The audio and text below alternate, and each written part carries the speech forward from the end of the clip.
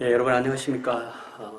제가 말씀드린 대로 지금부터 요한계시록을 좀 함께 나누려고 합니다. 요한계시록은 신약성경의 맨 마지막 책이고 22장으로 이루어졌죠. 상당히 분량이 많습니다. 제가 요한계시록을 공부하는 이 제목으로 요한계시록을 있는 그대로 읽기라고 제목을 잡은 이유는 요한계시록을 읽을 때 어떤 그 신학적인 편견 없이 1세기의 그 사도 요한의 그 입장에서 1세기 사도 요한이 그 소아시아 그 속주의 7교회에 편지를 보냈을 때 그때의 그 작은 문맥 그리고 그때의 예수님을 따르는 사람들의 처한 상황 그 문맥에 있는 그대로 그러니까 원저자가 원독자에게 보낸 그대로 한번 읽어보자 라는 의미로 요한계시록 있는 그대로 읽기 이런 제목을 잡아봤어요. 왜냐하면 요한계시록처럼 성경에서 많은 오해를 받는 책이 없습니다. 요한계시록은 함부로 건드려서는 안 돼. 요한계시록은 다루기 어려운 책이야. 이렇게 함으로써 요한계시록을 다루어야 될 목사님들, 요한계시록을 정상적으로 읽어나가야 될 성도들은 요한계시록을 좀 기피하는 경향이 있고요. 또 정반대로 요한계시록을 자주 다루는 사람들을 보면 주로 이단이거나 주로 좀 분파적이거나 이런 데서도 열심히 다루어 놓는데 그런 데서는 절대적으로 이단에서는 자기들의 교주를 그 이단 어떤 요한계시록에서 예수님을 지칭하는 그곳에 자기 교주를 대체하기 위해서 이 요한계시록을 다룬다든지 하는 그런 경향이 많거든요.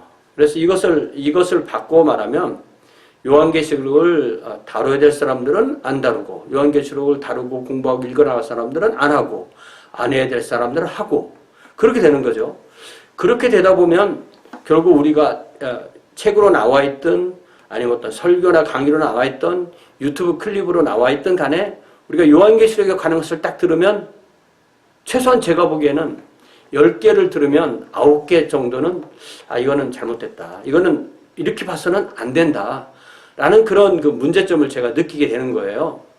그건 제가 잘났다 이런 뜻이 아니고 제 기본 아이디어는 자신이 가지고 있는 신학적 프레임으로 요한계시록을 보기 때문에 사도 요한이 전하려고 했던 그것을 전하는 것이 아니라 자기가 하고 싶은 말을 요한계시록을 통해서 하게 되는 경향이 많다는 거죠. 근데 그것이 단지 어떤 한 사람이 아니고 거대한 어떤 운동이기 때문에 어떤 신학적인 운동 내지는 어떤 어떤 종파 내지는 어떤 분파 심지어 저는 안 믿는 사람, 믿지 않는 사람이 요한계시록을 강의하는 거 봤거든요. 그래서 제가 이제 이 최정인 TV라는 말로 그 제목으로 성경과 교회사와 신학을 이렇게 다루는 그런 유튜버가 되겠다고 생각했던 것 중에 하나가 이 유튜브라는 이 태평양 같은 진짜 온 지구상에 있는 그 바다와 같은 그런 넓은 공간에 참 이렇게 잘못된 것도 많다. 참 위험하다. 이런 생각만 할 것도 아니고 또 아무거나 무비판적으로 받아들이는 것도 아니고 나름대로 제가 생각할 때 이것이 옳다고 생각하는 것을 꾸준하게 하는 사람들이 없으면 결국은 어떻게 될 것인가 하는 그런 생각 때문에 그것을 한탄만 하고 있을 것이 아니라 내가 생각할 때 옳다고 생각하는 분야에 이러한 가르침을 계속 나눌 때 어떤 역할을 할 수 있지 않을까 그런 작은 소망이 있어서 그랬던 것입니다. 예를 들면 이 요한계시록은 아주 상징이 많은 책이잖아요. 상징이 많다 보니까 아주 오해가 많습니다.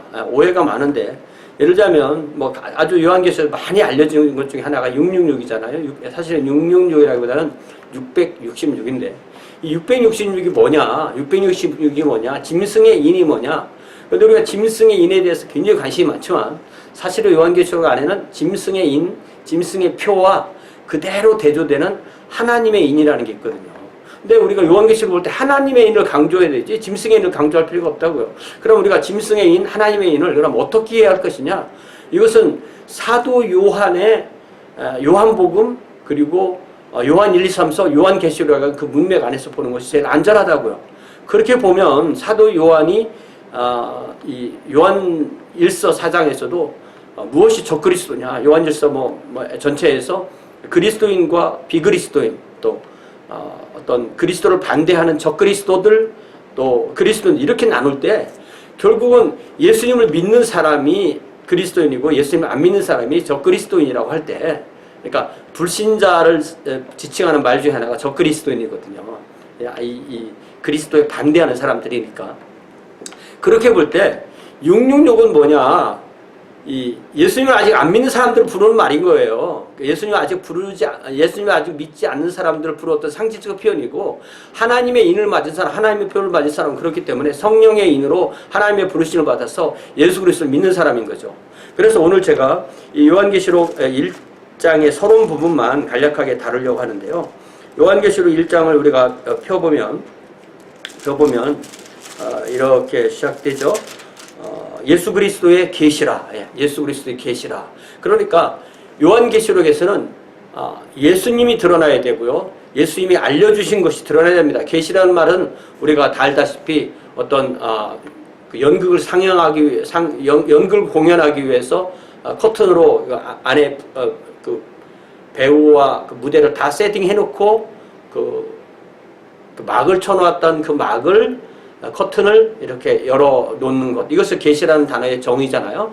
그래서 요한계시를 통해서 하나님께서 알려주시는 건데 그럼 알려주시는 건 뭐냐면 이는 하나님께서 성부께서 예수님에게 주사 반드시 속히 일어날 일들을 그 종들에게 보이시려고 그 천사를 종들 복수죠. 이건 모든 그리스도인입니다. 그리고 그의 천사 그러니까 천사나 사자 안겔로스 이 말은 사실은 같은 의미죠.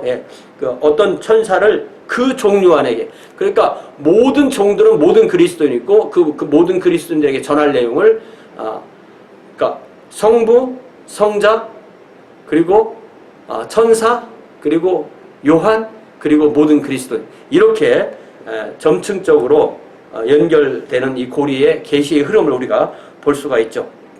자, 그런데 오늘 제가 첫 시간에 강조하고 싶은 것은 바로 이겁니다. 요한계시록 1장 2절에 보면 요한은 하나님의 말씀과 예수 그리스도의 증거 곧 자기가 본 것을 다 증언하였느니라. 이게 우리 개역 개정 성경이요. 이 증거라는 말과 증언이라는 말을 이렇게 좀 교차적으로 사용하거든요. 개역에서는 증거라는 말만 썼어요. 그런데 증거라는 말은 증거라는 그러니까 프루프라고 말할 수 있는 단어는 거의 성경에 사실 없습니다. 그러니까 개역 개정의 증언이라고 된 것은 다 증언이 맞고요. 증거라고 말한 것도 다 사실은 증언이 맞습니다. 그러니까 예수 그리스도의 증언 곧 자기가 본 것을 다 증언했다. 그러니까 예수님께서 그에게 증언해 준 것을 또 증언했다는 그런 의미입니다. 자, 그러면 여기에 나오는 하나님의 말씀과 예수 그리스도의 증언 요게 뭐냐 이거예요. 요게 뭐냐 이거예요. 그리고 예를 들면 1장 9절에서도 보면 나 요한은 너희 형제요 예수의 환난과 나라와 참음에 동참하는 자라. 아까 말했듯이 종들과 종이죠. 여기에 또 나오는 것이 하나님의 말씀과 예수를 증언하였으는 말미암아. 그래서 요한계시록의 핵심 주제 중에 하나가 이 도미티아누스 핍박, 이 90년대 중반에 있었던 도미티아누스 핍박의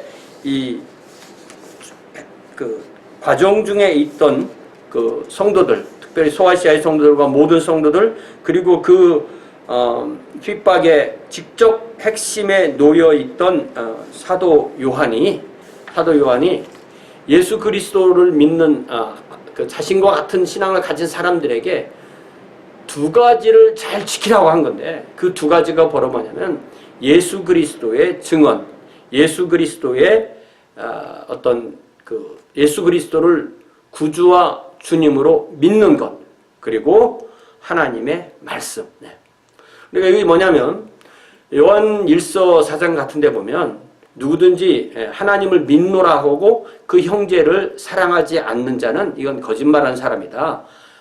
눈에 보이는 사람을 사랑하지 않는 사람이, 형제를 사랑하지 않는 사람이 눈에 보이지 않는 하나님을 믿을 수가 없다. 그러니까 이거는 결국은 요한계시록은 이 믿음이라는 것이 속에 있고 그것이 겉으로 드러나는 것이 사랑으로 드러나는 건데, 그것을 요한계시록은 예수 그리스도를 믿는 믿음을 지키는 것, 그리고 하나님의 계명인 사랑을 행하는 것. 그래서 이것이 전체적으로 한 5, 6번의 요한계시록에 반복적으로 나옵니다. 그래서 어떤 그 핍박 상황에 있는 그리스도인에게 믿음을 잘 지키고 그 믿음이 살아있는 것을 사랑으로 드러내는 것이 성도입니다 라는 것을 반복적으로 얘기해 주는 거예요. 그러니까 이 얘기를 바꿔 말하면 요한계시록이라는 책이 1세기에 처음 쓰였을 때부터 지금 오늘날 우리의 때까지 모든 시대에 이 요한계시록이 의미가 있는 책이어야 되지, 그때는 아직 안 이루어졌고 지금이 이루어지기 때문에 지금에만 의미가 있는 것이고 그때는 의미가 없는 책이다.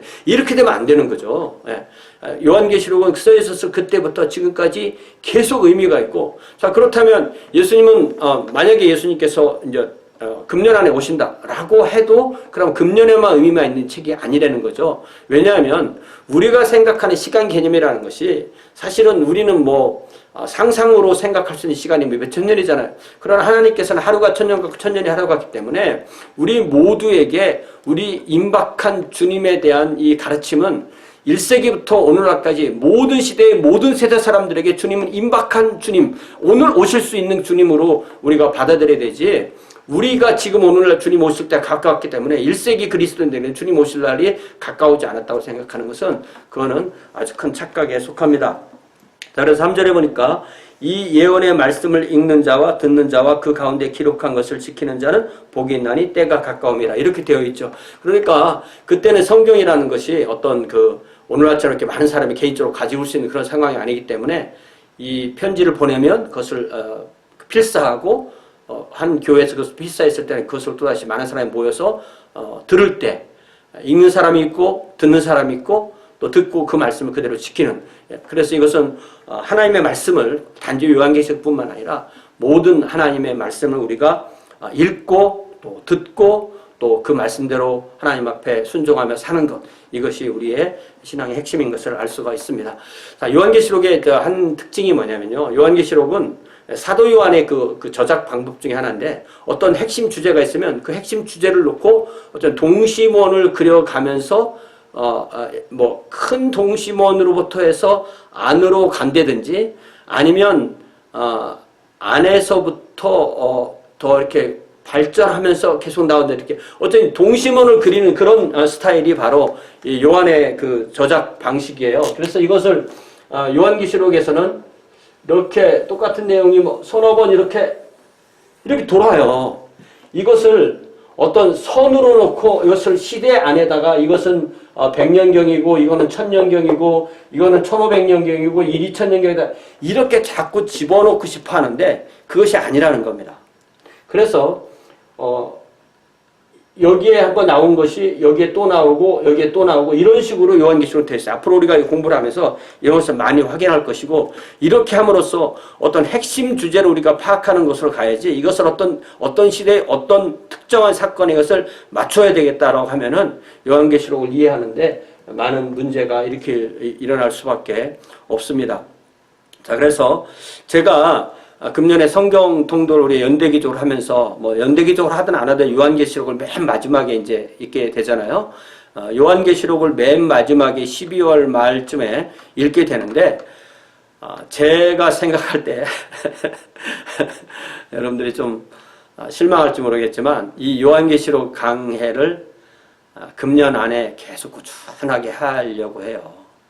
뭐 일찍 끝날 수도 있고 늦게 끝날 수도 있지만 너무 양을 많이 하지 않고 좀 적게 하면서 좀 가능하면 쉽게 하고 가능하면 이 본문이 말하는 것이 무엇인가를 요한계시록 안에서의 문맥, 요한서신 안에서의 문맥, 또 신약 성경 안에서의 문맥, 또 특별히 구약 성경에서 요한계시록 말하는 것의 이 문맥, 이런 모든 것들을 같이 나누어 살펴가면서